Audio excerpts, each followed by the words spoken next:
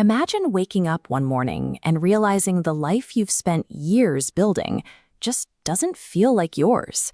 The career you chased, the goals you set, and the identity you carefully constructed suddenly feel strangely hollow.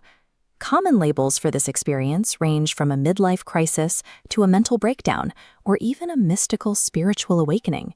Yet neither the clinical diagnoses nor the mystical descriptions fully capture the intense mechanical chaos occurring inside your brain during these moments.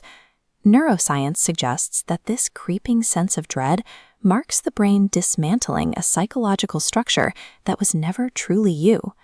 This period of dissolution serves as the threshold for a deeper level of self-perception that we are only beginning to decode. To understand why this collapse happens, we have to look at how your mind was built. From early childhood, your brain acts as a psychological architect, designing a character strictly to help you survive your social environment. You are handed expectations by your parents. You learn what success looks like from school. Over time, your brain absorbs these external rules and cultural norms, converting them into deeply held personal beliefs. Swiss psychiatrist Carl Jung identified this constructed identity as the persona. It is a psychological mask designed to gain acceptance and fit in. The danger is that we forget we are wearing it. We mistake this collection of borrowed fears and habits for our actual self, and we spend our entire adult lives unconsciously fighting to protect it. Because this identity is built on borrowed conditioning, it remains inherently fragile, a rigid shell primed to crack under the pressure of real life. Then, a catalyst hits. A sudden crisis, a painful loss, or deep introspection puts enough pressure on the psyche that the mask begins to fracture. Neuroscientists have tracked this precise collapse to a specific system in the brain known as the default mode network. The default mode network acts as your brain's narrative engine, weaving memories and anxieties to maintain the structured story of who you are.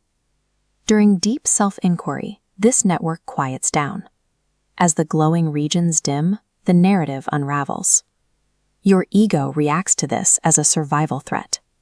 When the structure of your identity starts dissolving, the brain interprets the loss of that narrative as a literal danger to your physical life. This intense anxiety signals your biological survival mechanism fighting against a necessary psychological death. We often expect the shedding of this false identity to bring immediate peace and uninterrupted happiness. When your brain's narrative engine weakens, a psychological dam breaks. Everything you have kept out of sight for decades is suddenly released into the open. Carl Jung described this hidden repository as the shadow. It holds unprocessed emotions, suppressed fears, and childhood wounds that didn't fit the persona you built. Without the rigid mask to hold them back, these buried elements flood into your conscious mind. You experience intense, unpredictable waves of emotion, anger, and grief. The mind is integrating the shadow. The unconscious becomes conscious as awareness reaches places it was never allowed to go before.